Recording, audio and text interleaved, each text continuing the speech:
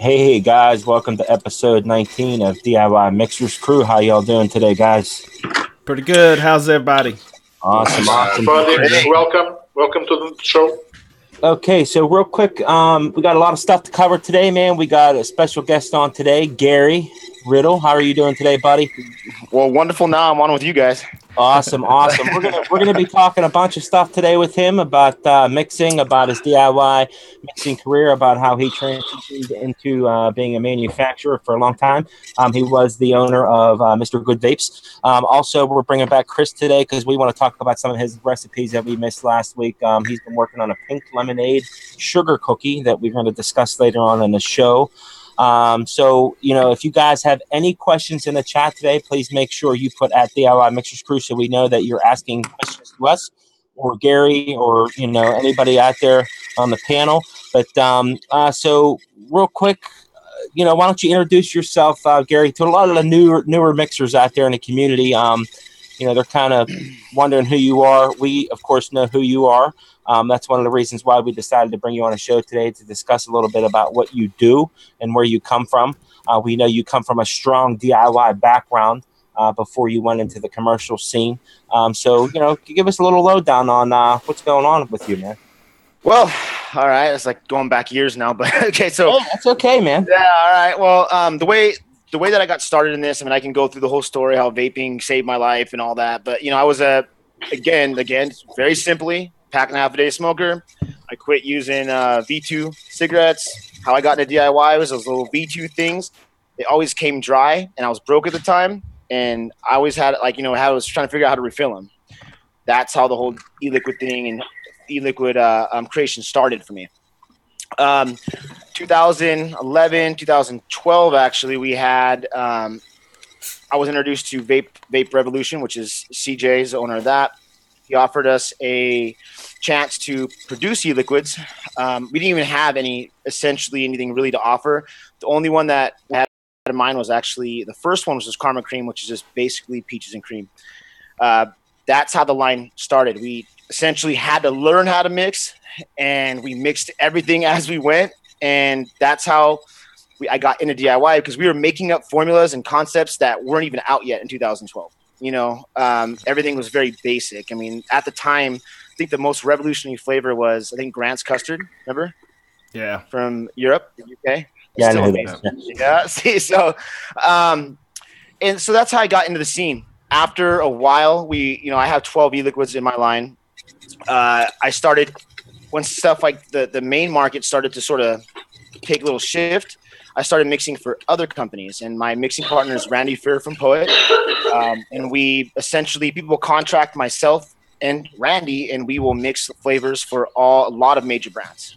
Some obviously I can't talk about because I have NDAs and they say they mixed them, but essentially that's in a nutshell what I do. And I do not handle any of the sales side. I don't handle anything. All I handle in my business or in other stuff is just mixing, just DIY. I don't do all this, the crazy vape expos and all that stuff around the world. All I do is mix. I mean, this is my house. If you look behind me, this is in my house. This is a whole lab. I don't go to a class 10,000 lab. This is what I do. I formulate e-liquids. And not like I shared with you guys earlier, is I don't just mix e-liquids. I do, cannabis stuff. I do sports drinks. I do beard oils. I do, anything that really requires any kind of formulations or that I'm passionate about. I just learned how to do it. I'm even looking into mixing with a major guy now that does sake, so, that's essentially in a nutshell what I do. I don't want to, toot my own horn. I can't really talk about a lot of projects that we're involved in because I'm a commercial mixologist, and you guys know, like I can't be like, oh, here's this recipe I made for this person. I get sued. So let me ask you, I have a question for you though. Being how with all the new FDA regulations and stuff across the board in the United States, do you find it harder for you to, I know you have your go-to people that you go to now that you mix with, but do you find it harder for you to be contracted out now, being that with all the vape regulations, especially in California and that one county that has a flavor ban and stuff like that, do you find it harder for you to get out there and create new lines and new juices and stuff like that for the people that you mix for?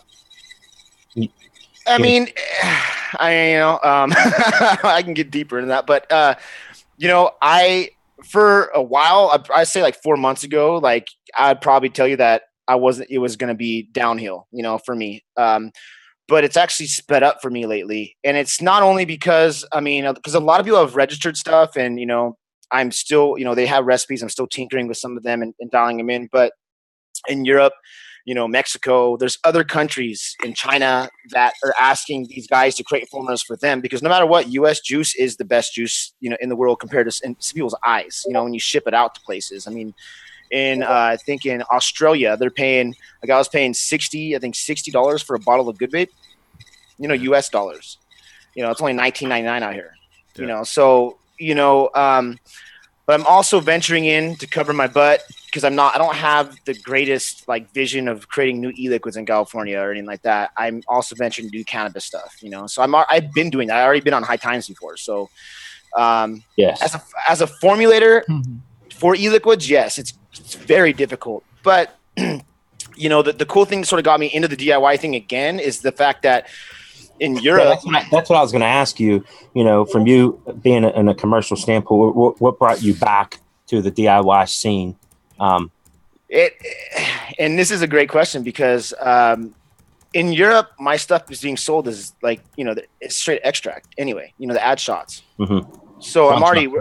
Yeah, so I don't even that yet. So that's what I'm already selling that way in Greece. Like you don't even buy my stuff pre-mixed out there. So I'm sort of already doing the extract side. The way I got back into this is because I've never really left it. I just never really been in the scene because, from my standpoint is this. I always felt as a commercial mixologist, like if I'm building a brand, I'm actively in DIY forums and actively, saying, oh, your recipe's great on eliquidrecipe.com. You know what I'm saying? Like it's not a good look for a commercial mixologist in my eyes when you're able to release liquids without any regulations whatsoever. So and my point for DIY and why I'm getting back into it is I have a vision for DIY because this is what I do. I don't consider myself a vape, like a vape guy, or some owner that sits back and pays other mixologists. I am the owner of Mr. Good Vape. I do formulate for Mr. Good Vape. I do formulate for other brands. So why not take what I know and sort of bring it to the DIY community? Because I feel like I could help out the DIY community and I can also learn from the DIY community. And I want to release recipes I can't. I couldn't before under all these regs. I mean, have you ever tried to release a liquid under the, in Europe? Not yet. Yeah. Have you had it tested? Dude, it's like, oh, no diacetyl, no acetone. Acetopropanol. Oh, no acetone. Oh, now it's popping for this chemical you've never heard about. Can you please get this out? You can't even call flavor extract companies and figure out who's the culprit for some of these chemicals. They don't even are not even actively looking for them. So the reason why I'm going to DIY stuff now is because I have a plethora of awesome e-liquids that I can't release, that I couldn't release under Mr. Good Vape or any other brand. I mean, I'll give you an example. Liquid Barn. Was it called Baker's Touch? Have you used that before? Mm-hmm. Yeah. Mm-hmm. It's a great extract, but you can't release it for commercial purposes. So I got a question. Is that something that they call them ad shots over in Germany? Because in the DIY community we call them one shots. I didn't know. One shot. Sorry, I made a mistake. Oh, okay. Because I didn't know if it was something different on the commercial level versus the DIY community. Yeah, they call them second shots too.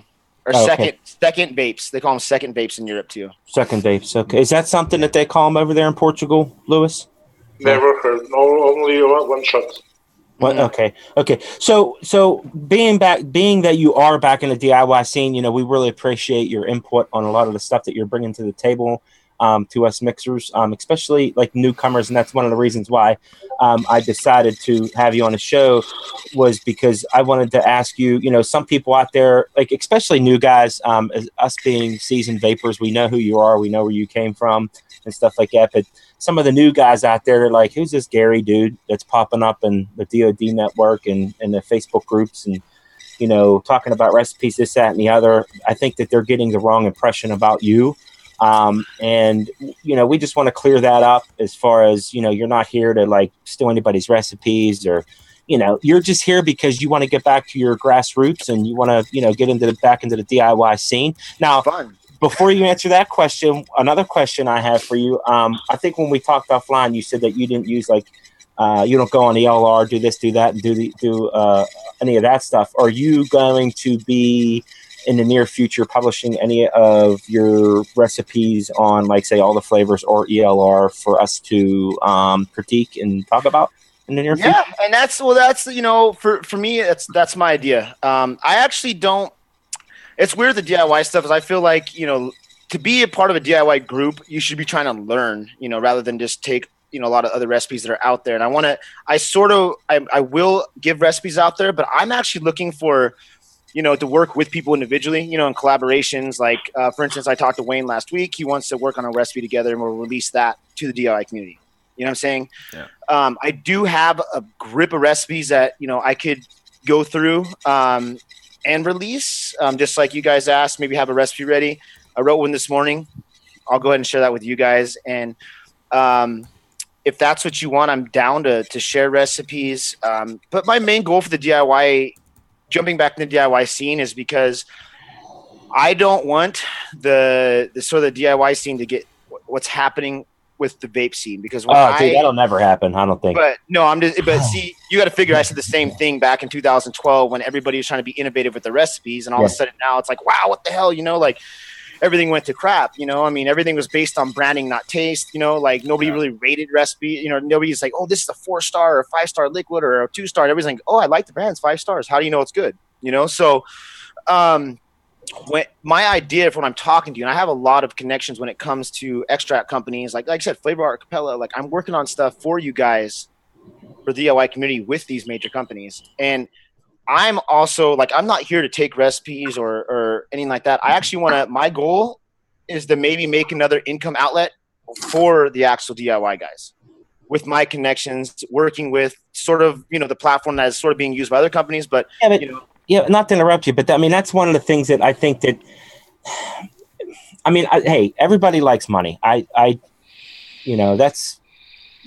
everybody likes it regardless. I don't care what they say. But from a monetary standpoint, like, and like I said, you started in DIY and now you're getting back into it. And I think that's one thing that makes this community beautiful, is that a lot of us don't really care about monetary gain. Speak for yourself, David. Well, maybe you so far, but I can give a shit less. I love money, man. But like, real quick though, if you want to just throw me a recipe, I'll mix it live later on if you want to do that. But we'll talk about that. But getting back to what you were talking about, so as far as like getting back into the DIY and stuff like that, that's awesome that you're doing that. We really appreciate it, and we really appreciate you coming on the show and stuff like that.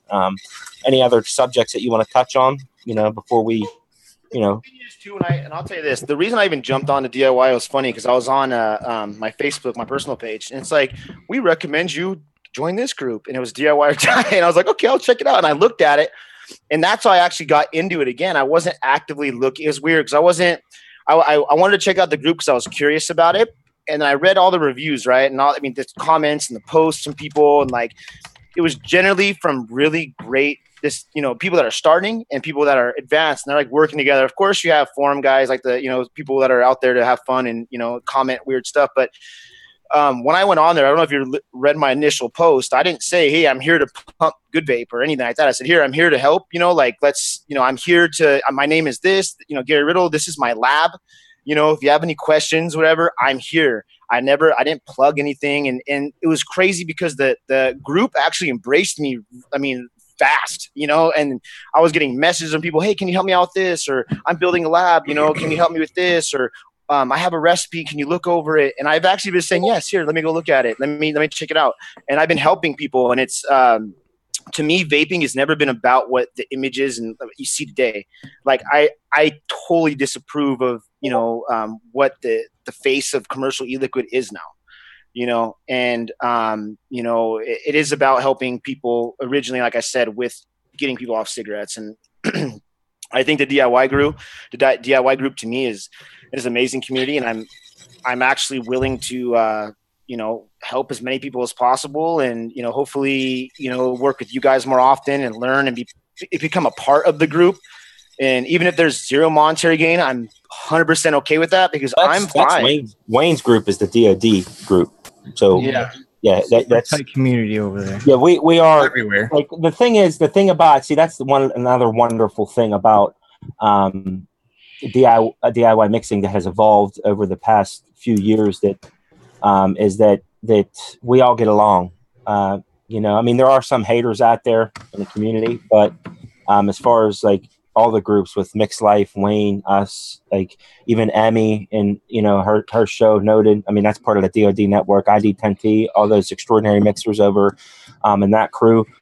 We all work together on everything, and that's what makes us strong and awesome. I mean, and that's one of the reasons why, when you were talking about having like transitions in our community, I mean, the only thing that honestly that we have to worry about is the FDA regulations and stuff like that if they're going to ban nicotine. Other than that, man, well, we're here to stay. We don't. We're absolutely. And to talk about the advocacy group stuff too, is that's my ultimate goal with what I want to do with this, because I have a really strong relationship with, I'm not sure if you follow him on Facebook, but Fig Ramsey. Have you seen him? He's super into advocacy. Right now I think he's at Demetrius and stuff, fighting. Yeah, I've seen him once in a while, but we actually do. Well, at least on my end, I don't follow the advocacy stuff too much. We have I know people that in my home state that travel to my the Harrisburg every week, and they're advocates for that stuff. So some of that stuff's touchy. I know I see Pippa from Stars and Clouds in the audience. That's one of the things that she's on top of. So, I mean, as far as like our kind of group here, we're more geared toward like the mixing thing and not too much of that. There are members in our community that do really push that envelope when it comes to. Actually, there was one of the articles that she put up, I think it was today or yesterday, about vaping while pregnant versus smoking. That's like me. That's scary shit. That's some stuff that I probably wouldn't even touch. Get involved in. I actually had that question asked to me, dude, like to a girl that was pregnant. And I was like, yeah. I'm like, you know what I'm saying? It's like, I have a kid. So I'm like, anything that I don't think vaping's a health food product. I'm not sitting there going to smoke it. No, she's not. No, Pippa's not saying it, putting it out there and saying, yeah, well, fuck yeah. Vaping while you're pregnant, it's awesome. I mean, but it's a better alternative. It's for people that are, I'm not going to touch on the subject too much, but for people that can't, I'm assuming that can't kick the habit. Like, you know what I mean? I don't want to get involved with that because I do not know. I know Pippa did a write-up on her Facebook group. So her Stars and Clouds Facebook group, you guys can read up on that. I don't even want to touch it. So moving on to the next subject, because I don't want to put information out there that I have. Yeah, I was about to be like, oh, my mic stopped working. Yeah, I'm done. I'm not even getting involved in that shit. But getting to the point though, as far as advocacy, that shit, like we really don't get involved. I mean, we do a little bit, but we're not, too involved in that stuff. You know what I mean? Only thing we worry about is when somebody says there's new laws about banning shit, and that's when we talk about it. Yeah. But like the thing is at the end of the day, though, when our state leaders and stuff try to pull stuff, believe me, the petitions are going around, and we're signing them, trying to make a change. And like I said, that's where the other groups that we get involved with, that's kind of like their job on what they do. I mean, it's really doesn't get into our show too much about that.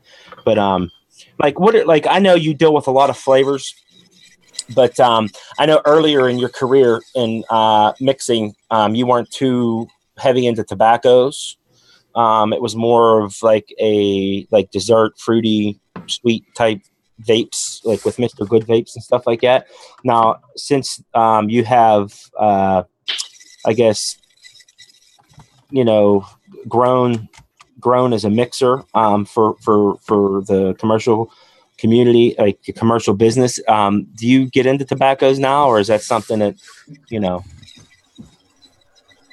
like tobacco concentrates and stuff like that? Do you work with them a lot now, or do you still dabble? Your mic is muted.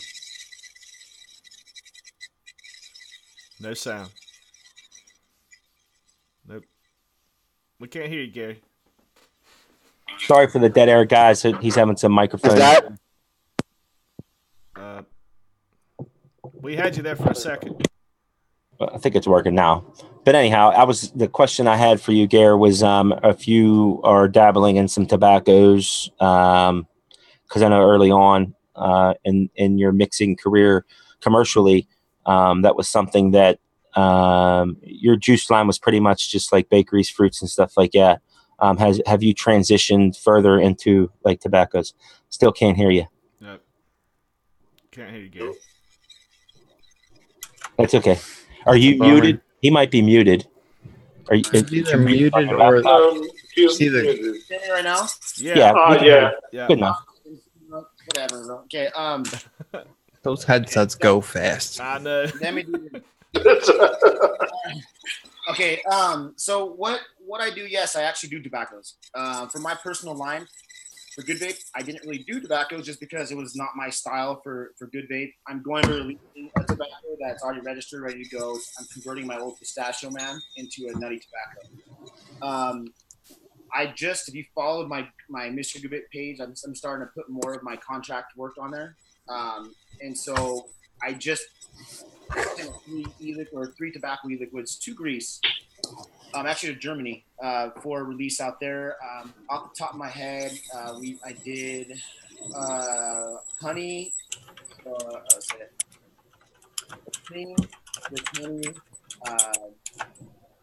tobacco. I think it had and custard. So it's a custard, cream, honey, tobacco, 100% flavor art, vanilla, caramel, tobacco, which is what standard BCT that's sort of popular right now, and then another one I did a nutty tobacco. So those are 3 that I just sent out there to be released out there. So I do dabble in a lot of tobaccos. My mixing partner, and I don't know if you guys do a lot of mixing partner stuff, but one of my mixing partners is Randy, and he's like he's even honing me in more on tobacco. Just like I'm stronger in certain things, and I'm learning more on tobaccos. Luckily, Flavor Art has wonderful tobaccos that so I do have every single one they make, and I get to dabble around. I've noticed, I don't know if you've noticed, but in a trend, I've been getting asked a lot more to make tobaccos. Personally. For just not even just for commercial use, but just for friends coming over and mixing. A lot of people are asking for them now. But yeah, I do mix quite a bit of tobacco. More so now than I did, let's say, a year ago. I should say. A year ago, nobody asked me for tobaccos, period. It was all like, fruits and candy. And then a year ago before that, it was all kind of, hey, can you clone this? Yeah. You guys know, you see it like I want the killer of the killer of the killer that killed the killer. Yeah. I mean, well, that's one of the things, though, that I enjoy about like the DIY community, though, is that there are so many niche developers on the scene. You have groups that, like, I'll throw Fear out there, for instance. I don't know if you know him. He's a tobacco god as far as like tobacco concentrates go. This dude is like Jesus Christ when it comes to tobacco flavors. He knows just about everyone out there on the market. And it's real quick though. I asked Pippa about her. Mark Love. I don't know if she will let me say it, but it was something about a honey. I'll wait for her to respond to me in the chat. But also LabWorks. There's some good things coming from them guys. I tell you what, they're overseas. And they got some good shit coming to the United States, man. So I don't know if you ever heard of them, Gary, as far as their flavor concentrates, but dude, I think once they hit U.S. soil, you're going to see a big difference in a concentrate flavor game coming into the U.S. So look for that. Pippa still didn't. Did she respond to me yet? That's Russell. She still didn't respond. So. But I'm just going to throw it out there. I know that she has a honey that she is developing right now that's supposed to be fucking phenomenal. It kicks ass across the board as far as the flavor concentrate goes. As far as honey, it's one of those concentrates that you don't have to like cut in order to get that honey aspect in your vape and your recipe. We'll talk about that more later. But if you guys have any more questions for Gary, ask him now.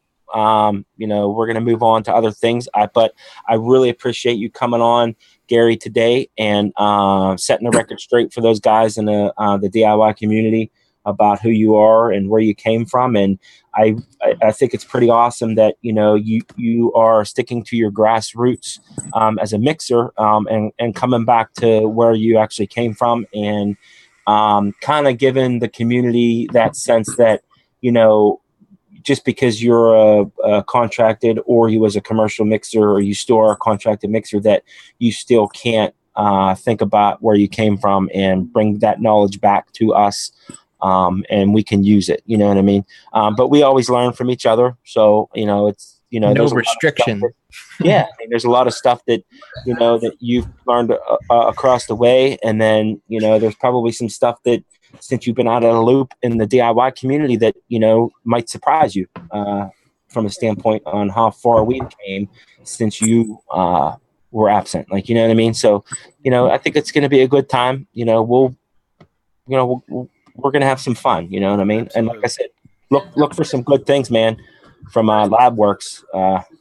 All I could say is you're going to be surprised on some of the shit that they're going to be releasing in the next, I don't know how long it's going to take for them to be commercially released in the United States, but you're going to be surprised on what you're going to have to work with as far as their concentrates are concerned. Hey, David. Yes. Hey, we got a question from LabWorks. Yes. They're asking Gary, what bending agents are your go-to in a pickle? Right now, and that's the thing, is that being a commercial mixologist, you're sort of, this is why I'm jumping back in the DIY game just to answer this question, is because I'm getting very limited. My go-tos right now are Flavor Art, of course. They're out of all the commercial, like readily available, like, so I say higher, like more readily available extracts, Flavor Art is what I use the most because I have a great relationship with them. But I generally use Flavor Art, Capella, of course, because a lot of people out where I'm at only want me to use Capella, which is very limiting sometimes. Like, oh, only make this, only use that, because they'll make bulk at once and you get a cheaper deal as a co-packer. You know what I'm saying? So it makes it all there. Generally I'll use Flavor Art, Capella, one-on-one, Liquid Barn, certain selected ones of those, the Perfumer's Apprentice, and I used to use occasionally Flavor West, you know what I'm saying? There's a couple ones that they use, but I don't use them anymore, strictly because I can't get anything approved. I mean, their Swedish Fish just popped crazy for formaldehyde, so a lot of that's the whole thing. When you mix commercially, you're sort of like in a little tight little box, and it sucks because it's getting worse, from my standpoint. But I'm gonna be open to use pretty much all extract companies because I'm starting to work more with the one shots, and that's what I'm getting approached for, and it's gonna allow me to like work with all these cool companies, and even like Flavor Up, a whole bunch of stuff to use, right? So so let me ask you this. So as far as the one shots are concerned, with all the laws and that are in effect going on right now, as far as getting your applications in with the FDA and all that stuff, do you find it that's going to be a huge obstacle for you in the U.S., or are you pretty much just trying to reach out to the markets overseas and stuff like that? I honestly don't have any hope for the United. I mean, I have hope for the United States, but I'm not like I sort of like to think like back in 2012, I knew this was going to happen. Like I was preparing for this before most companies, taking stuff out of that, taking all diacetyl out, all this stuff. I, for one, like the overseas a lot. I'm more open for things, like Mexico, but you don't have as much limitations. But I think the one shots is the future, to be honest. Like, and it's not only just because of the, but it allows us to have access to better mixologists than what's out there, to be honest. Seems like a lot of these companies are embracing, forums and. But yeah, I mean, United States, that's a hard one to answer. That's why advocacy is like important, and I keep in track of that for the United States. But I think in Europe is more of my focus, strictly because being a commercial mixologist, this is where most of my business is coming from right now, is overseas. China, for instance, China my mixing partner got back from China mixing tobacco out there. So it's pretty. It's that's where we're getting approached more for. Then also, I might say the cannabis stuff is starting to come through. That's more the cannabis stuff is more or less coming from the United States at this moment, and then the e-liquid vaping stuff is more so overseas. Cool. Is that like? I wanted to touch on real quick what you said about the extract companies and stuff, and I think that's one major reason why I'm going to DIY now. So I'm not limited. I'm sort of getting tired of the fact that I can't mix what I want anymore. Like I can't make recipes dialed in with, extract companies like this is the best, strawberry. This is the best cream note. Like, it's very limited commercially now. So the DIY community is awesome because I'm getting reached out by companies I've never heard of that make extracts now. And it's rad because I'm getting a whole bunch of free extracts that I get to mix with and get to know. And, so that's essentially one reason why I'm jumping back on. Yeah. It's pretty crippling when you only have, one flavor company to work with. Absolutely. Yeah. Especially if they don't make it. Yeah. Imagine they go, hey, make this thing with only Capella. And you're like, I have every Capella flavor. Every single time new ones come out, I get them. And there's some stuff you just can't make. You know what I'm saying? Like, you can get close, but... Well, fuck. I don't want to hear that, because you say you work with one-on-one. Them motherfuckers got everything from fucking ketchup to fucking mustard. Jesus Christ, they got everything under the sun. But the thing is, one-on-one, you can't use a lot of Pickle. stuff that has the top when it gets tested. So, for instance, I have some great flavors of one-on-one, but I can't release them commercially because they have acetylpropanol. Yeah, you can't use that. You can't use that commercially, but in the DIY community, we can give a fuck less. You know what I mean? I look at it this way, bro. I threw my V2s away about fucking 2 years ago. I think they're gone. That golden butter is the same as yeah. I threw my V2s away a long time ago, bro. I get so much better flavor from the version ones now. That clean yellow cake is not as good as 2012, 13. Well, I tell you what, though. I mean, but honestly, I mean, some of them are comparable. I mean, you just have to let them steep a little longer. But I like my DAP. You know what I mean? That's just who I am. You know what I mean? I enjoy it. You know what makes me so mad about this is like most of us are all ex-smokers. Like I used to sit there and smoke a pack and a half a day, wake up and my lungs felt like I was gonna be crumbling in my chest. And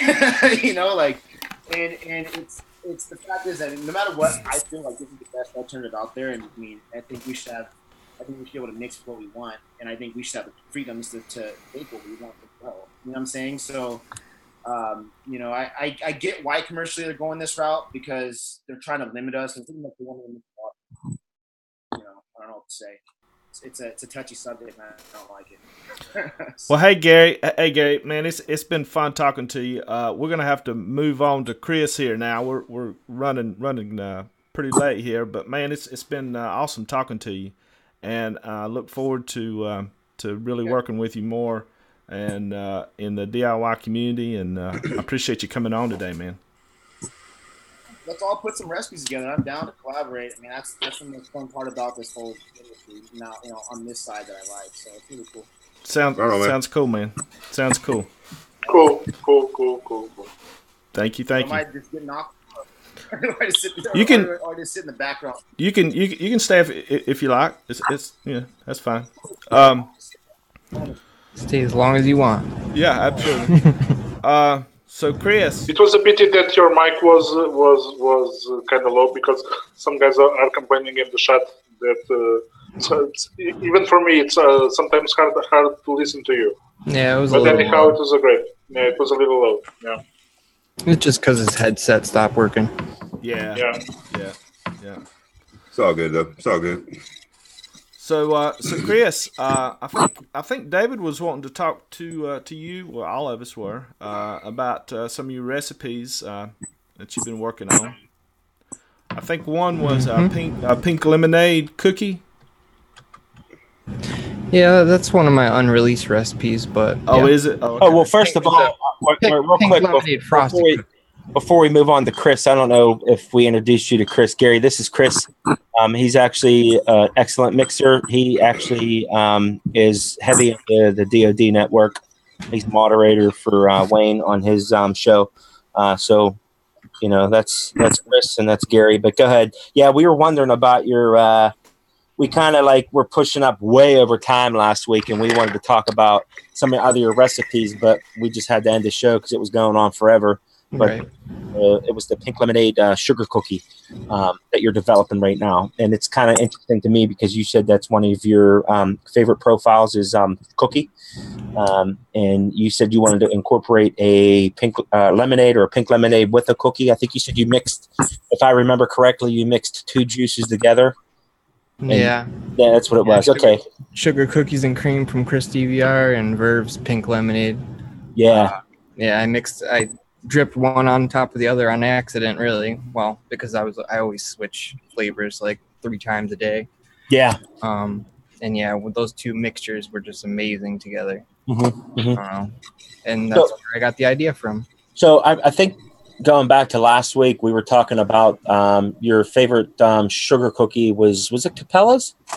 Yeah, Capella's, but I mean, mostly for cookies, I use jungle flavors. I mean, sugar cookie, obviously, Capella sugar cookie is the best. But. Yes, and I remember it was the jungle flavors. Now, developing this recipe, and I know you probably don't want to share it because it's not done, right. But what route did you go? Did you go jungle flavor or did you go Capella's? A couple different changes went through. I did try it with Capella sugar cookie, and it didn't really hit where I wanted it to be. But my original base was jungle flavors cookie was the main note. Not the main note, but one of the main flavors that I used in the base of it. I used jungle flavors biscuit of that, and then I had Bavarian cream to kind of smooth and kind of bridge those flavors, the cookie together. So that it was a little harsh. It was a little, throaty and, dry. That's a better word for it. And I used the Bavarian cream to put it together. I started out using holy vanilla as, because I wanted to build a sugar cookie and not use Capella sugar cookie. And I see holy vanilla as the vanilla because it's by itself, it's even got a pretty good bakery note to it. It's not really strong, but it's just really good. But that flavor just is a bully. It just mutes things, and it's hard to use it sometimes, even though it's so delicious. Yeah, it's really hard flavor to use. It just seems like it covers, I don't know, it just mutes out the real subtle notes in pretty much anything. Yeah. Over. So I got that out of there. I kind of just used, and then recently I tried to use Capella's Vanilla Cupcake, the version 2. I know that it has a real good frosting note, and I recently tried that, and actually it was not bad. It was really good with cream cheese icing, because cream cheese icing was my original. That's what was the icing was going to be, the pink lemonade. So you're like I think it's ID 10T. Me and him argue about it all the time. You're a JF Biscuit fan versus I&W. Yeah. Yeah. I still like I&W Biscuit over Jungle Flavors. I mean, I like them both. I mean, they're both good flavors, but for me, I think the I&W has more of a buttery note than the Jungle Flavors is more of a I don't want to say drier, but it's more of a burnt. You don't get as much butter out of that one as you do the I&W. I feel like just the opposite. I feel like I do get I get a buttery note from Innowares, but at the same time, I feel like Innowares is just really dry and almost too dry to where I always catch a weird note off of it. I mean, it's good, but I remember the first couple times using it a long time ago. I was just like, oh, I couldn't use too much of it, and that's another thing that sucks about it is you can't really use too much of it with Jungle Flavors. It feels like you can kind of, approach the 1%, 1.5%. A little easier anyways than you would Innoware biscuit. Innoware biscuit can definitely take over a recipe if you're using it too high. I've used it. I love it. I love it, but over 0.75%. I mean, that's kind of all you taste. To me, anyway. Well, see, I think I never used it over 0.5%. Yeah, but see, it pairs so well with cookie though. That's the thing. It does. I love it. I love the pair of a biscuit and the flavor arts. When I'm making my crusts for my pies, my go-to is I&W over Jungle Flavors any day because I get that authentic buttery note coupled with the Capella's sugar cookie, and which you didn't use in the pink lemonade recipe, but that combination together, I mean, that fucking hits the fucking spot there, bro. You know what I mean? Those two together.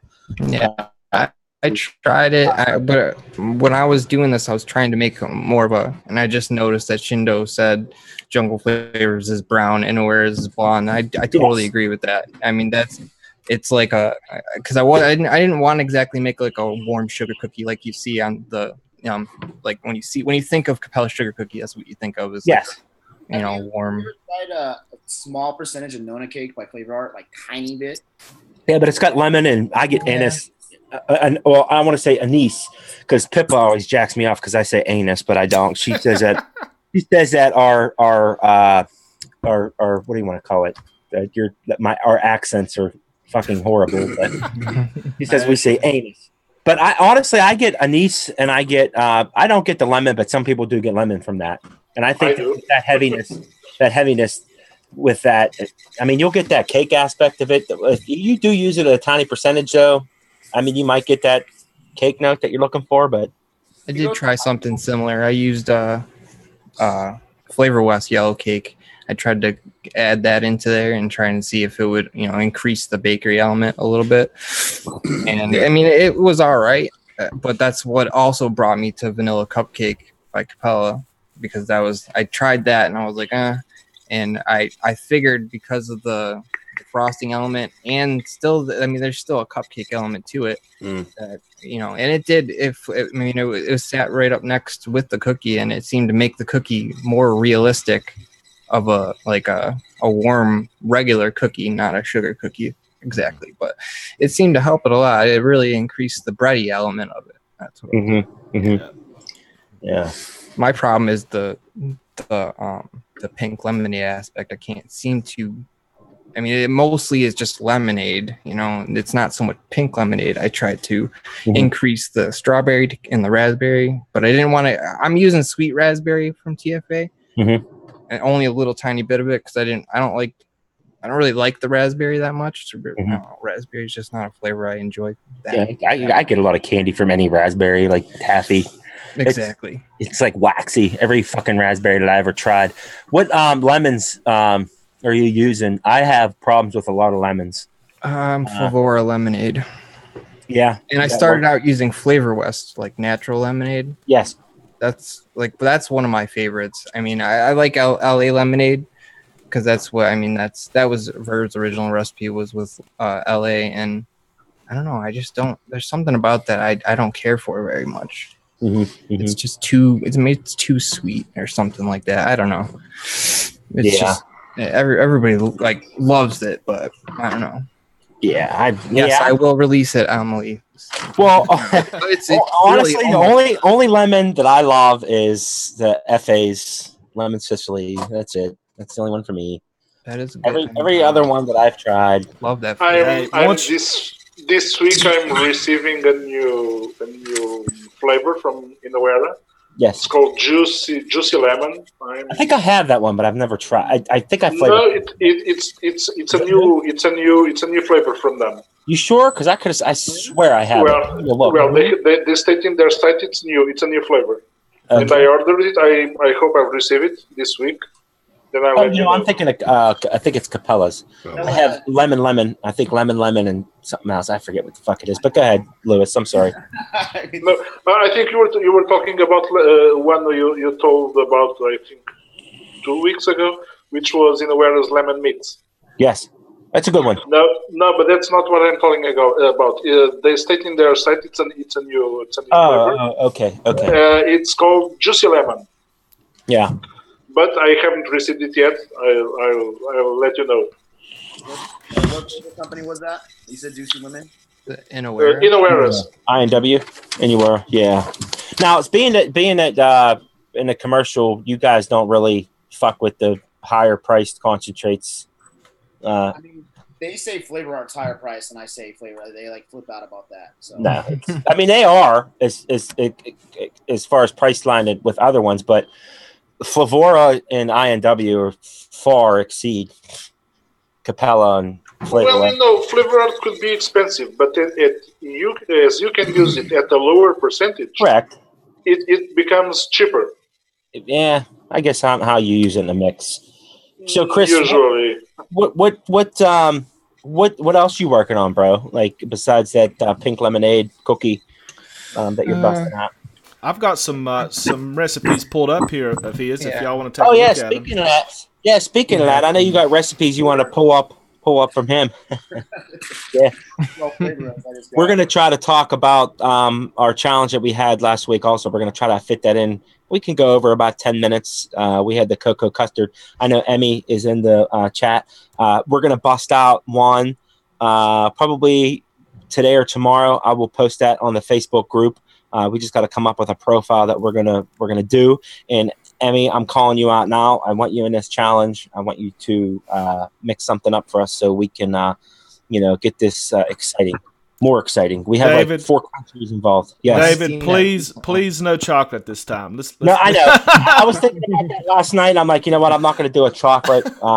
But yeah, I'm just so hooked on that Mullenberry Glamour chocolate. It's so fucking good, bro. When I seen that challenge and I started reading it, I was like, salted caramel, oh sweet. And then I seen chocolate. I was like, oh crap. I'll stay out of this one. I'll do the next one. But if you want to pull up some, was you pulling up Kris's or? Yeah, here's one. It's Strapple Compote Part 2, I guess is how you say that. Yeah. Part 2. The good old Strapple compote. Yeah. Is that like an extension of the strap on that they were doing or? No. I know, I'm just messing with you. When Beginner Blending did their big ass contest a long time ago, it was my first entry. Okay. It was strawberry apple compote. Apple compote. And then I decided to release it more realistic, and that's the one. Cool. Wayne talked about it on one of his this week with Wayne or whatever, and yeah, it's delicious. It's a super good fall recipe because it's just bakery apple and strawberry. It's delicious. Yeah, and you're using JF Fuji in there. Mm-hmm. Yeah. JF Fuji to me is just way more of a realistic, a realistic apple. More so than to me, Flavor Art's way more candied and just loud and real loud. It's not as mellow as JF is. I don't know. I like that Jungle Flavors is mellow, easier to use. Man, you sound like me with Mullenberry. That Eden apple, fuck, man. I don't know if you would I need to try that. Jesus Christ, it is so good, dude. It has it's like all three. It's like fucking JF, Fuji, and like TFA's just fucking apple all into one. It's just such a good fucking flavor, man. And like Paul was saying, I think he said like throw some pear, I think, at it, and it's just fucking, it just makes it so much better. But I feel like pear always makes it more realistic. Yeah, dude, it's so fucking good. Even that shape up pear is fucking phenomenal. But you have any other recipes that you wanted to talk about of his? Yeah. I've got another one here. This is kind of a fall recipe, I believe. It's cran apple creamy. I'll bring it up here. I always find cranberries hard to work with. It was weird. The only reason why I really even made this recipe originally was because when I ordered from Bull City, they accidentally or maybe purposely gave me TFA cranberry, and I was like, oh, all right. Well, I was thinking like, well, one, I hate cranberry anything. Mm-hmm. I don't like cranberry sauce. I don't like anything I don't like cran apple juice. I don't like any of that stuff. It's just gross to me. I mean, I don't know. There was something about the cranberry, and I smelled it, and I was like, "Oh, God!" And then a long time ago on the DIY e-juice Reddit, ID10T had his flavor of the week thing, and it was cranberry. And I seen somebody talking about cranberry and white chocolate together, and that set me off. I just instantly was like, oh, that'd sound good. So I made it cran apple, so that way I would enjoy it, because I'm sure cranberry alone wouldn't have been too great for me anyways. Yeah. And yeah. So cran apple cream is where it's basically a cran apple, like an ice cream with a cran apple like sauce on it, compote sauce type thing. Yeah, I see them talking about Effie Lemon in the chat. Yeah. Yeah, Effie Lemon. Effie Lemon is awesome, man. It's awesome. It's the best lemon that I've ever Eden tried. Apple. I think it was it LabWorks. LabWorks Eden Apple equals hello. Yeah, you're fucking right. It does. It's I honestly I could probably vape that fucking standalone at like 7% or something. Like it's just fucking it's phenomenal. I really enjoy that flavor. I'm really glad that the Aussies turned me on to those flavors because like I said, I know they've been out for a few years, but I kind of stayed with the staples. Now I'm kind of going outside my realm on my like the basics and experimenting with other concentrate and flavor companies. And that's one that I could say that they're pretty. Everything that I've tasted from them so far is spot on. I didn't enjoy their coffee. That one was just sweet. Really didn't get any coffee notes from it. I tried to incorporate that with the coffee challenge that we had 2 weeks ago, and it didn't work out. So, but moving on to the challenges that we have, we decided to do a chocolate custard, chocolate caramel custard vape. Salted caramel, yes. Yep. It just came out of the blue. I was driving home from the daily grind one day, and now that I have a lot of free time on my hands, I don't know what the hell to do with myself. So I'm like, I just think about mixing constantly now. And that was one of the things that kind of just popped in my head because with the holidays coming, I'm still working on my eggnog custard, which is probably going to be done within the next 2 weeks because I want to do this right. It's not one of those challenges where I just want to throw a recipe out there and give it a couple days steep and say, yeah, it's good. I want my eggnog custard to be where I want it before I release it. So I kind of thought of this because I really enjoyed that Mullenberry Glamour chocolate. And I figured, that would be good in the custard and throw some salted caramel in there from Flavor West because that was one of the flavors that, what's his name? He fucking loves it. It's on the tip of my tongue. Can't even think of it. Anyhow, if folk art, I don't know if you got the recipes pulled up. If you want to talk about yours for a little bit. Okay, we'll talk about mine, I guess, if I can find it here. Let's see. Okay, so Freshie. I don't know why I didn't think of it. Freshie loves that. Fresh 03, he loves that fucking salted caramel by Flavor West. But go ahead, folk. Okay, so I have never had a chocolate salted caramel custard before. I have no idea what it tastes like. So I just I looked up the recipe to this profile and just kind of went by it to come up with something. And it's pretty good, for a challenge, just throwing something together in a few days. But I used for the salted caramel, I used the Flavor West salty butter balls. Yes, my balls are salty. But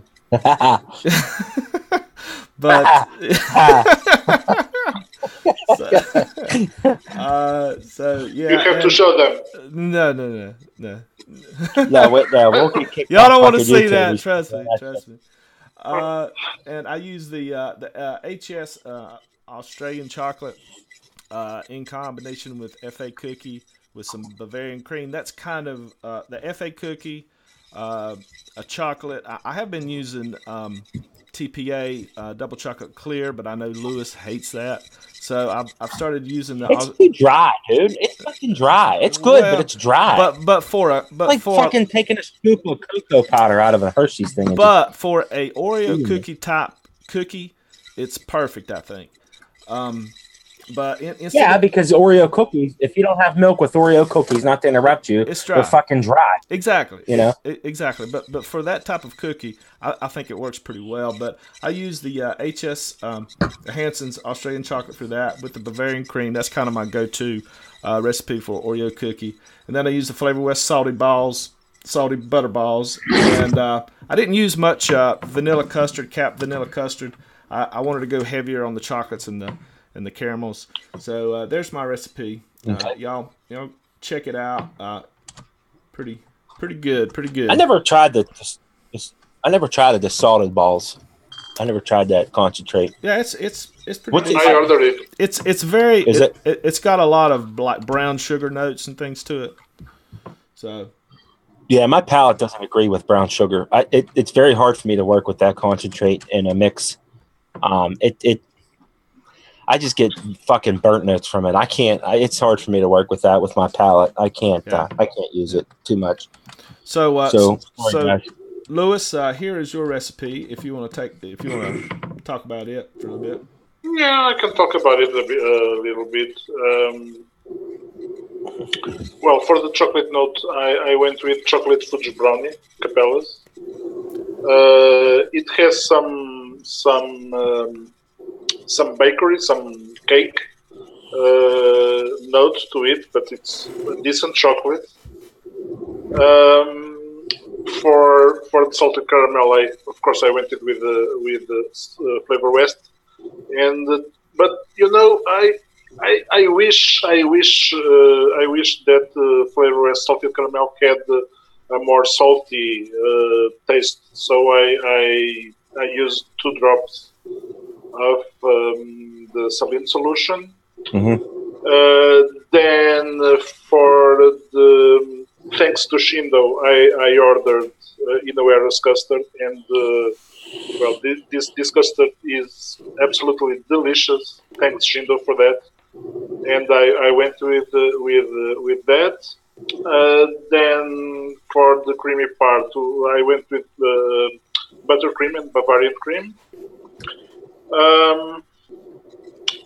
Then, of course, with the chocolate, I love to pair hazelnut with chocolate. So I gave a little bit of flavor arts hazelnut and marshmallow to give some sweetness, more sweetness, and some.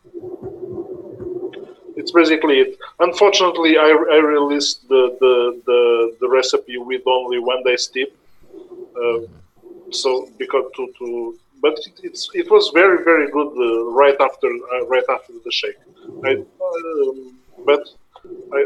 Of course, with this kind of recipe, we'll have to wait at least a week to see how it becomes. Week or two, week or two at least, for those custards to come out. And that's one of the reasons why I chose what I chose in my recipe, because of the steep time. But there's still a lot going on in there, so Okay, so here is another challenge up that Pippa Star put up. We'll take a look at hers right quick. She calls it Miss Magoo's custard. Oh wait, I know I interrupt all the time, but before you throw her recipe out there, I literally talked to her for like 30 seconds, and like I swear to God, in like fucking 5 minutes, she posted the recipe up on ATF. So. The way, I mean, it looks excellent. But I want to mix it up. But go ahead. Yeah. So she's using 1% FA bourbon. She's using 2.5% Flavor West caramel salted, 2% Mullenberry Glamour chocolate, which I know I've said this many times. I have to try. Haven't got it yet. 3% Liquid Barn Lava Cake. Good choice on the chocolate there. 2% Mullenberry melty caramel. I haven't tried that yet. 4% Cap Vanilla Custard and 2% Flavora Vanilla Pudding. It looks really really nice. It looks well balanced. So y'all guys go out there and mix that up. Give her some reviews. It looks really good. I think there was one concentrate that I didn't have. That's a story of my life. It seems like every time I'm always missing that one fucking flavor on shit. But other than that, it looks pretty awesome. Yeah, it does. So real quick though, before we move on, you going to be talking about mine next, or? Yep. Okay. I have a question about Gary. Have you ever used Mullenberry flavors? No. Okay. I've been hearing about them though. That's the whole thing, is I'm trying to get more into what you guys are using. Oh no, wait. Let me rephrase that. I'm looking at the abbreviation. It's MOL custard. 1 drop of MOL custard.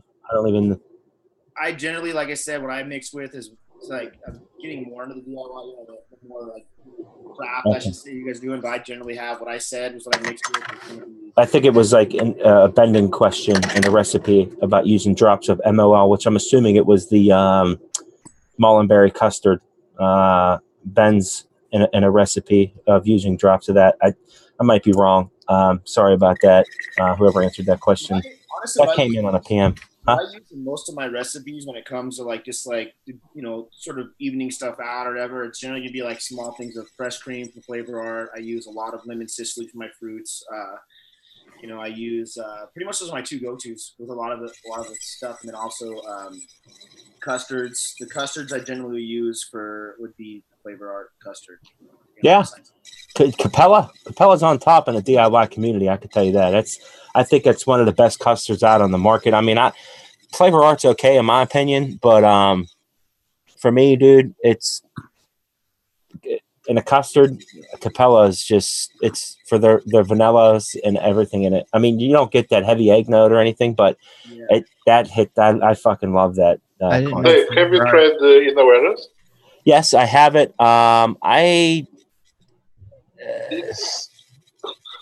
loved it. It's okay. I think that's one of the ones that I'm probably going to incorporate in my eggnog custard to give it that more of a it was either that one or Favora for the eggy note. I think I was going to incorporate that in there. I haven't gotten to that stage to test it in the mix yet. I think I only did like 1 or 2 trial runs on it, and then it's still steeping, because that's one thing. Like again, that's one thing about custards; they fucking take forever, and this is one of the reasons why. We'll just talk about my recipe, and then we can get out of here for the day. But Emily is saying on the chat that Inoera is better than Capella's. I wouldn't say it's better, but sorry. Who is Emily? Emily.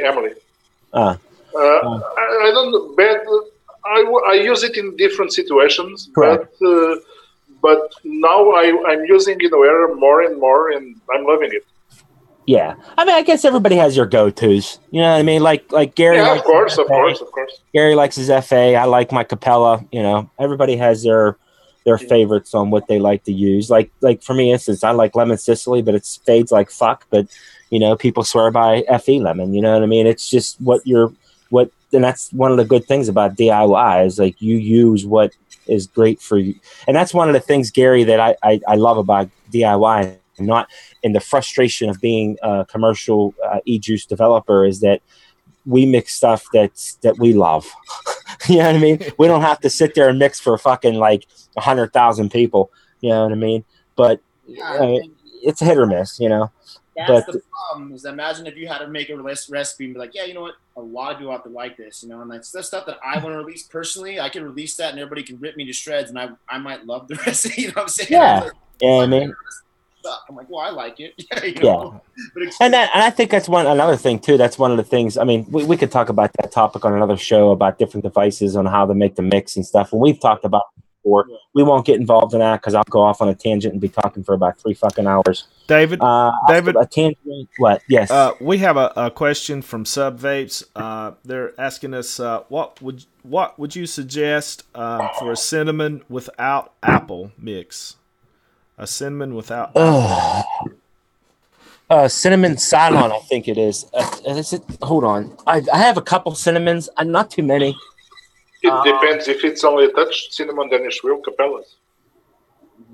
Yeah, I mean, yeah, but see, the thing is with cinnamon Danish swirl, though, you get that bakery note in there. I don't know what they're looking for. Are they looking for a candy? Yeah, it depends. Yeah, it depends. Are they looking for a candy, or are they looking for more of like a spicy note? Yeah. A cinnamon Ceylon, I think, is the closest. I can't remember what company it is. It might be Flavor Art.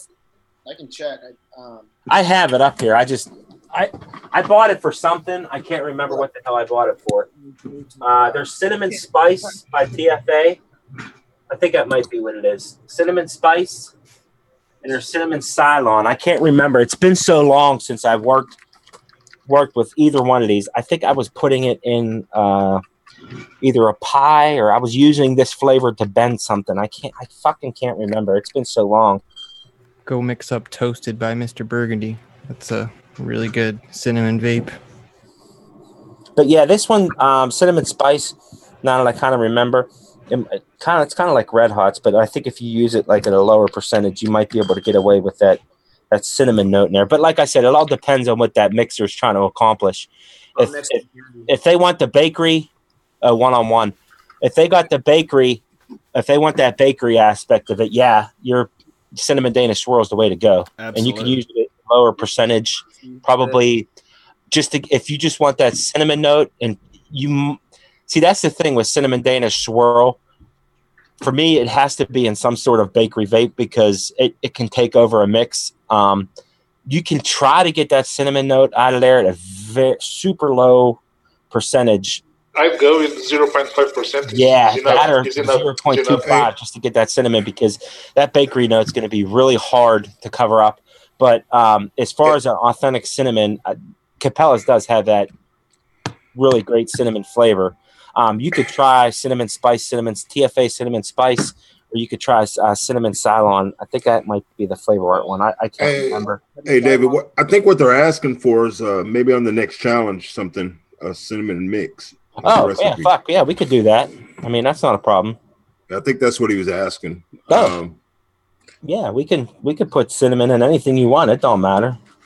I don't care. You're just asking for a cinnamon recipe in general. Since we're live, we might as well just make that the challenge. You got to make something with cinnamon in it, and no fucking, I don't know. It's up to you guys if you want it to be a bakery or a candy or whatever or anything. A chocolate cinnamon. No. I think that'll be a fucking hard. Fuck that. Fuck that. But anyhow, all right, David, let's talk about your recipe for the challenge here. Yeah. One more question before. Sorry, we got a lot of questions today. Tangerine. What's your favorite tangerine, guys, that you like to use? It depends. Could be Flavor Arts Mandarin or Capella's Sweet Tangerine. The Mandarin is. Yeah, I don't have one at all. That's what I use. I use Flavor Art Mandarin. Yeah, Flavor Art Mandarin is delicious. In another register, Capella's Sweet Tangerine is awesome too, but it has more of the peel of the tangerine. Yeah, I agree. While Mandarin is more a juicy flavor. Okay, so moving on to my recipe. I kind of put this together. This is actually, I didn't even get a chance to develop this. So it was kind of like one of those things where I wrote it down on paper, put it in ATF, and mixed it. This was my first rendition on what I was going to come up with. Last week, I can't remember if we were doing live or if we were just bullshitting amongst each other. I tried that panna cotta from Mullenberry. Did we talk about that live, or was that? I think that was in our private after the show. We were just bullshitting flavors, so we do a lot of flavor talk and stuff. But I did a hand test on it, and it was fucking phenomenal. I really enjoyed that flavor for the heaviness, for a heavy cream vanilla flavor from the panna cotta. It's just dark, like the flavor aspect of it. I really loved it, and I think that. To try not to add a lot of creams to this recipe, to use that flavor, it was strong enough in order to cut through the strong custard notes, the cake note I got in there, the caramel, everything that's in there. So I'm a acetylpyrazine AP. I'm an AP whore. I love that in my vapes. So if you notice all the custards that I do develop, a lot of them aren't released, but the one that is released, I do put acetylpyrazine in it because I enjoy that additive, I guess you would call it, not a concentrate. But so using that at 0.5%, I put that in there. Then the salted caramel, the Mullenberry custard and the Capella's custard, those two incorporated together, I believe makes a wonderful custard. I had got that tip from Paul from Australia when I had ordered the Mullenberry line. That was one of the ones that was he said that was a very good custard, that it doesn't have a very long steep time, which he's correct on there, and it pairs very well with the Capella's custard. So incorporating those two together. Now, usually I wouldn't go this high again on a custard and a vape, but with there being such heavy notes in there, with the lava cake, the panna cotta, the salted caramel, the epic vanilla, I needed to go a little heavier on the custard. So that's why if you take out all the other flavor concentrates and leave just the custard, you'll see with those two combined with the custard stone, it's at like 6.75%, which is pretty high, in the mix. But like I said, I needed that high custard in there in order for the other to balance out the other flavors. Panna cotta's there to add that vanilla note, that cream aspect. I used that because I didn't want to incorporate other creams. The epic vanilla was put in there because that is a fucking phenomenal vanilla. It kind of reminds me of like a vanilla, and it's super good creamy vanilla. I put that in there. Salted caramel, that's a given 2.75%. Where else? Marzipan. Now that's a weird one. People think, well, what the fuck are you putting marzipan in there? I didn't want to incorporate any sweetness in there because of the Flavor West. Their concentrates are always fucking sweet. They put sweetener in them. The salted caramel, like Lewis, he said that he didn't get that much of a salty note in it. I did. So using it at a 2.75, the salted caramel kind of sits underneath the chocolates. And I also used the Liquid Barn Lava Cake at 1% to kind of add to the Glamour chocolate that I put in there to kind of like, wait, what the fuck? Okay, that's totally weird. I'm looking at my recipe and Glamour chocolate's not in there. That's totally weird.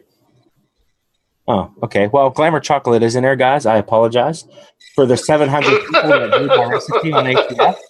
Glamour chocolate is in there. I must have not put it in there. So for all you guys that mixed my recipe, I don't know why the fuck it's not in there. I know I had it in there. I think at like 2%. So I apologize for that. I will have to re-release it. I'm looking at it right now. Glamour chocolate was actually at 2%. So the Glamour chocolate with the lava cake. So that was 3% total to get that chocolate stone.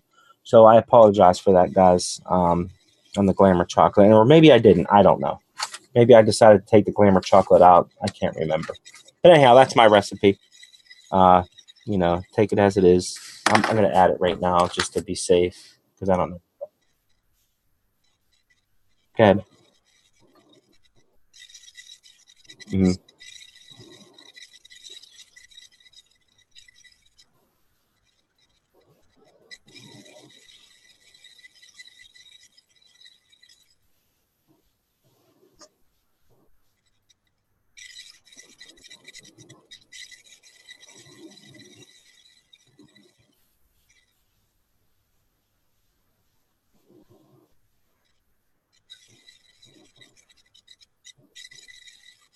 So I fixed it. I put the Glamour chocolate in there at 2%. Yes.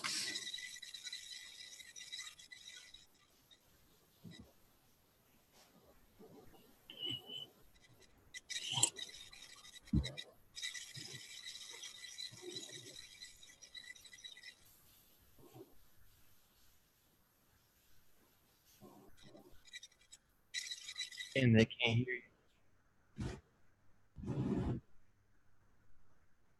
Wait, go back. What was the coconut? They're saying they can't hear folk art. I can hear you. Yeah, Okay, guys, I apologize. I'm sorry. I had my mic muted in OBS. Okay, so let me go through that again.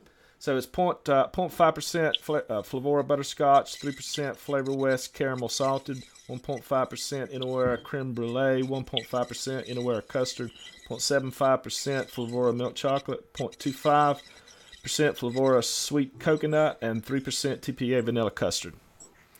The sweet coconut is something that nobody used in any of their recipes. That seems kind of interesting there. Coconut. Well, I'm sorry. Let me go back. What was the percentage of the coconut again? It was 0.25%. That's for cream. Yeah. You get a cream. Yeah, 0.5. Well, he's using one excellent flavor that I don't see much used, and I don't use it either. Unfortunately, I should use it more, which is Inawera scrambled egg. It's an excellent flavor. It really is. Yeah. So, guys, go check out that recipe. Check out all the recipes. Mix them, comment on them, rate them. Give the mixer some feedback, because that's the main thing when it comes to mixing. That helps out mixers more than anything, is for people to mix them up, try them out, and comment on them. So there you go. Where are we at here? Real quick, did you get that email that I sent you in the chat for David? Did I get it? In Discord. Yes, I did. Okay, call him real quick. You can. Okay. Or I can, one of the two. If he answers, if not, we'll just end the show. But real quick, before we leave, we wanted to talk a little bit about our new show coming on Wednesdays for beginner mixers. It's B2B with DMC. It's a beginner mixing class. Not class, but it's a tutorial, and we're going to walk through a lot of the beginner mixers on beginning mixing. We're going to discuss like everything, man. We're going to start from the basics and work our way all the way up. And we have a student type guy that's going to be coming on. His name's David. He's from Vegas, real cool dude. He's going to be kind of like the guy that's going to be learning on the show. He's going to join us on Wednesdays every week at 7 p.m. on DMC YouTube channel. So hopefully Folkart can get a hold of him to maybe he can introduce himself to you guys out there in the community. And like I said, we're going to try to keep our episodes short. We're going to try to keep them like a half hour. We're going to cover a lot of stuff in these half-hour segments for you guys that are just new to mixing. We got a lot of stuff coming at you guys. So for anybody out there that's going to watch us replay, any new mixers that want to learn how to DIY, please check that out starting this Wednesday at 7 p.m. Eastern. And it's called it's called what, David? It's B2B. It's back to the basics with DIY Mixers Crew, but we kind of abbreviated it to B2B with DMC. And that's going to be on every Wednesday at 7 p.m. Eastern Standard Time. And we're going to try to keep those episodes under 30 minutes at a time, because we know you guys have a life, so outside of mixing. But it'll cover everything from where to buy propylene glycol, vegetable glycerin, your flavor concentrates, what supplies to buy. If you're going to start off with syringes, if you're going to mix by weight, it's the ins and outs, and we're gonna lay it out there on everything, whether or not you're going to be using a palm derived or a soy based vegetable glycerin. Actually, where to go to, what are some of the reputable companies that you can go to buy your flavor concentrates, who has the best prices, shipping, who has starter kits, this and that, blah blah blah. It might be boring to us, but it's fascinating to you guys that are just getting into DIY. It's not boring to me, because it kind of brings back a lot of the stuff that was frustrating for me and a lot of the guys in the community.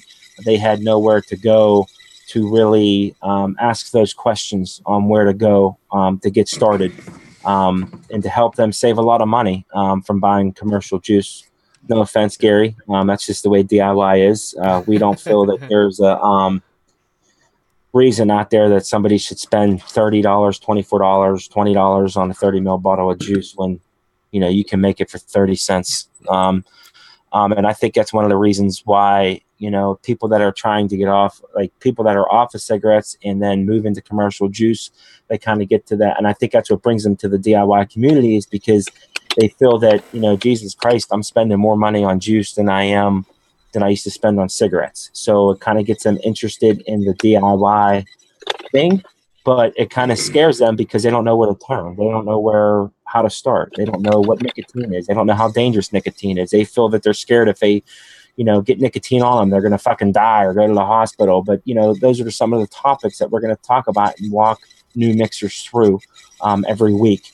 And I think it's going to be very informative. And I think that it will help a lot of people stay mixing and get into mixing, because once you hit a certain point or plateau in your mixing career, it kind of becomes like a compulsion or OCD or whatever you want to think, and it gets you off of that habit of tobacco altogether. You know what I mean? And we're going to cover a lot of stuff. I mean, if you want to talk about it a little bit, Phil Gord, on how we're going to do it, or before we jet out of here, we're just going to start from the beginning. I mean, David is totally new to, not you, David, the other David is totally new to mixing. He's never mixed anything before, so we're gonna kind of use him as our guinea pig and show him the ropes, and hopefully over the course of a few months he can build up his skills, get the information, the knowledge that he needs, where to buy, what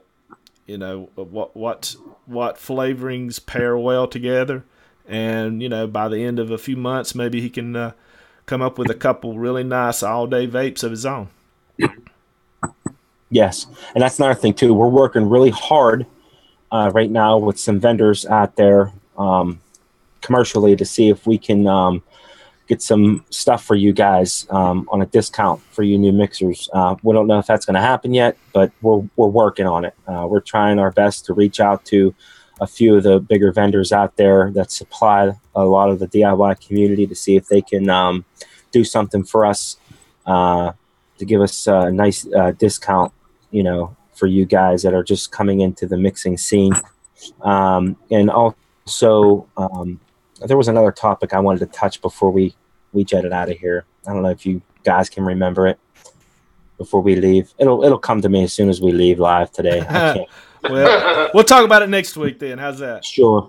Yeah, we'll talk about it next week. Otherwise, we won't have nothing to talk about next week.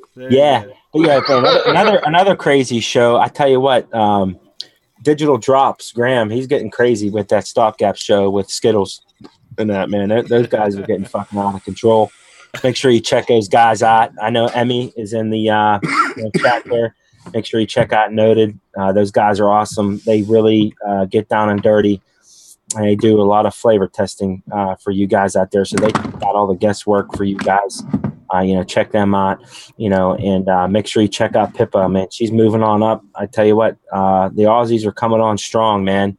They are really putting in some work in the DIY scene. And I tell you what, you're going to see some big things from them guys over in Australia real soon. They're going to be on the map. I mean, they're on the map now, but they're going to be a big fucking deal, like within the next couple months. I could tell you that they're coming on strong. So it's making me kind of nervous because we're kicking ass and taking names over there in Australia right now.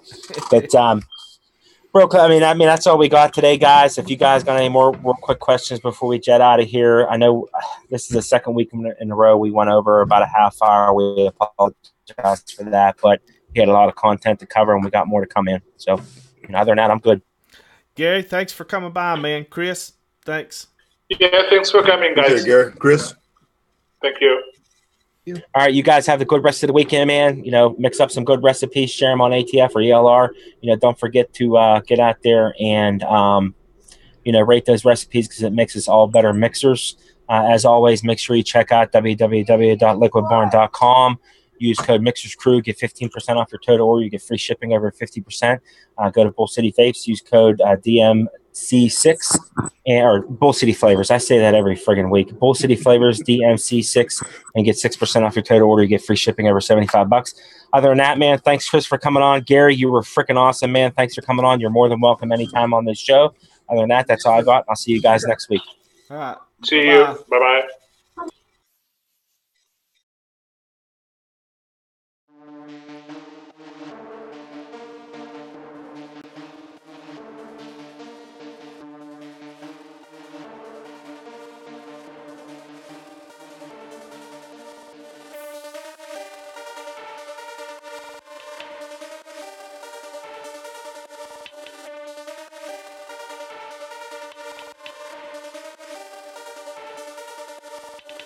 beep, beep.